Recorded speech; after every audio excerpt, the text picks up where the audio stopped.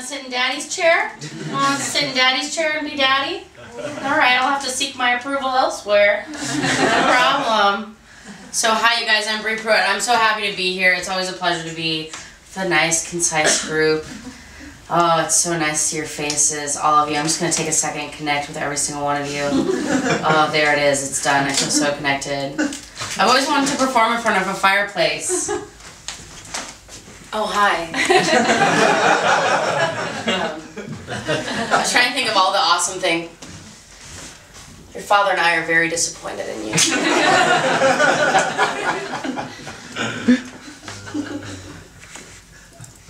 Dr. Jared, I think we've made a terrible mistake. Dr. Jared? No one's named Jared. And if also you become a doctor, you like drop Jared and you become Scott, or not Scott, I don't know. I don't know what last names are. So thank you guys for being here. So yeah, I'm from Portland. Is anybody else from Portland here? Not a soul! Not a soul, you imposters! I'm taking all these mason jars when I leave. You don't deserve. Oh, you'll have to go back to the mason jar succulent and dried flower store. Get some more. Every store in Portland is that store. There's so many stores. I just went to Division. They just opened all these condos. Every store sells succulents, perfume, and paper, and like that's it. And it's like, how is this an economy? But it's working, and my rent proves it. My rent's going up. But yeah, I'm from Portland, Oregon, man. I get a lot of attitude from people just moved here. You guys seem really cool. Sometimes people throw me a lot of shade, like, oh my god, what have you been doing here in Portland? How long have you been living here? Like, well, I've been living in Portland for 30 years. They're like, oh my god, what have you been doing here? And like, I've just been, you know, building this cultural mecca that you're so fond of. You moved here for. Introducing the Dandy Warhols to each other. Is that a topical musical reference? Yeah. Yeah. Cool, great, yeah. The Builders and the Butchers. Hey, Portland, what about bicycles? Change things. But people who are not from Portland say things, throw me some shade, say things like, ugh, people from Portland don't know how to drive in the winter snow, and that's true. I don't know how to drive in the snow, for sure. But you transplants don't know how to drive in a freak naked bike ride, right? I do. Just close your eyes and gun it, right? Try. Don't recognize anybody from The Office. I bet some of you guys did that naked bike ride, right? Yeah! I thought about it. Oh, don't be shy. Now. It's already done. I thought about it.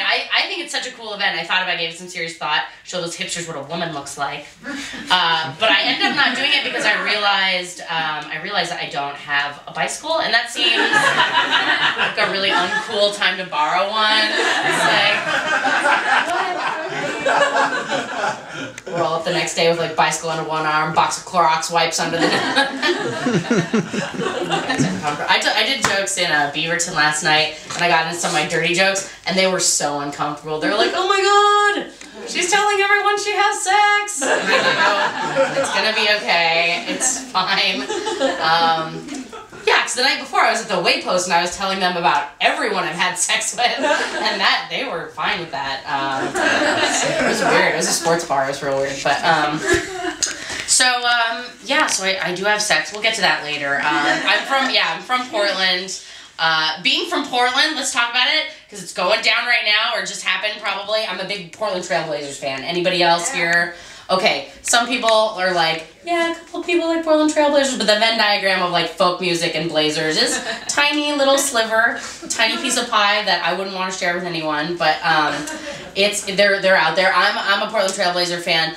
If you're like me and you like want to support your home team, don't really give a shit about sports, you can do what I do, which is when you watch the game on TV, use your imagination to pretend that the ball does not exist.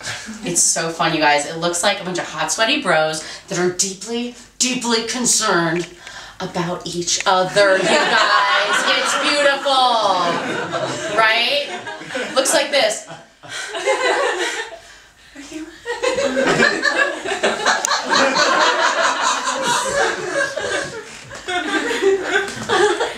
Talk to me. Are you mad right now? Look at me. Who is that? Then they get in their little huddle at sports intermission, right? Talk about their feelings. These are, I'm going to drop a lot of athletes' names, so just kind of go with me, okay? So they get in their little huddle and they say, Coach, Nicholas Batum has something to share with the team. Nicholas Batum says, I am Nicholas Batum and I am so French. And Coach, during the pregame potluck, everyone eats Myers-Leonard's bruschetta, but no one eats my pesto brioche. That really bums me out, Coach. Myers-Leonard's like, I'm Myers-Leonard and I'm a giant baby that let play professional sports for some reason. And it's my mom's pesto bruschetta recipe and it's really delicious. And then Wesley Matthews is like, guys, I think it's pronounced bruschetta, not bruschetta. What do you think? LaMarcus Aldridge. LaMarcus Aldridge is like, God damn it, I have to do everything for this team. I score all the points. I gotta tell you how to pronounce bruschetta, and it is pronounced bruschetta, and I know that because I'm minoring in Italian. Boom! And Damian Lillard's like, yeah! Because they back each other up. And then Coach is like, boys, calm down. You can tell by the clock that sports intermission is almost over. Let's get back out there and show them how we communicate in the 503. 1, 2, 3, with honesty and love. Sports. They win the points, everybody. I know what you're thinking. Yes, those are all real athletes. You're right to clap. I remembered all their names. Yes, good job. LaMarcus Aldridge, I looked up for that joke. Did not minor in Italian, okay? He's a super amazing player, he's an all-star athlete, did not minor in Italian. But here's a true story that came from his Wikipedia page. So now I'm saying it out loud, maybe not true, but maybe. He was gonna play basketball right out of high school, right? Follow that old hoop dream right out of high school. But instead, Shaquille O'Neal went to him in person. It was like, LaMarcus Aldridge, you go to college first. LaMarcus Aldridge went to college first. Because when Kazam tells you to do something, you fucking do it. Isn't that incredible? That really happened. If sports had fun facts like that all the time, I would watch constantly. If it was like, LaMarcus Aldridge was visited by Shaquille O'Neal, Ghost of Christmas Future style. And, great layup from Damian Lillard. Damian Lillard has always wanted to visit Nepal. Like, great, 3-point from Wesley Matthews. Wesley Matthews always trying to settle down with just like a chubby, funny local girl. Making life together. Some of you guys aren't sports fans. You don't know who Wesley Matthews is, but all you need to know is that I would be so good for him. And I actually met Wesley Matthews, and that's why I put him in that joke, because he was so cute, you guys. I met him. I was at a bar downtown. I just like ran into him, and he was so cute. He's so nice, and he was like, I was like, starstruck, and I was like, Wesley Matthews, you're going in a joke. And he's like, I don't know what that means. And I don't care. Please stop touching me. Yeah, you got it. You're the boss, Iron Man. You got it. Yeah, you're in Portland. This is what a sports fan looks like. It's real weird. I'm a chubby nerd. I'm weirdly confident up here in front of all these people. Some middle school bully really dropped the ball here because I'm fine. Holding it down. My parents are from Southern California. They met in Portland in an aerobics class. Yeah, that's true. That my dad was teaching. That's true. And they're not married, and he's straight. And that's the whole story. There are a lot of men's fitness magazines around, but he's straight.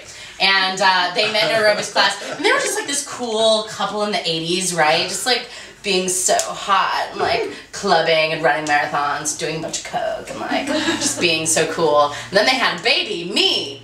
And the rest, as they say, is irony, because this is how I turned out. I'm a chubby nerd. They didn't know what to do. My parents were jocks, like they were the cool kids in high school. My dad was a jock, and then he grew up and he became a gym teacher, so that's how that story ends. And he's a small man who wears big dog t-shirts. Did you know big dog t-shirts come in a size medium? They do, it's incredible. Do you guys know what big dog t-shirts are? They're shirts that where a dog is like wearing human clothes, like as dressed as a lumberjack, and it's like big dogs, big trees, or whatever. It's like some little like dog pun. All right, go to an outlet mall and you'll be like, oh my God, it's real. I couldn't make this up. So my mom is she's the beautiful woman. She's like prom queen, you know. And then she grew up and she became a hairstylist. And now she has all of her makeup tattooed on, and she has hair follicles from her head plant it into her eyelids so her eyelashes grow, and if she doesn't trim them, she looks like Snuffleupagus. Situation. So sweet. She's a lovely woman.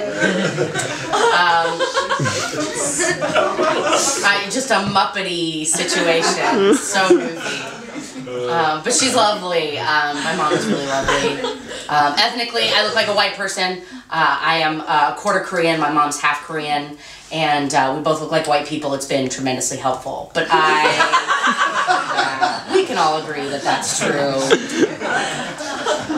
So she said a really scary thing. And, you know, we're basically, you know, a bunch of white people. I see a little bit of diversity, a little bit. But, like, white people, you know when your white parents say something and it's pretty scary. And here's a sentence that came from my mother's mouth that was super scary.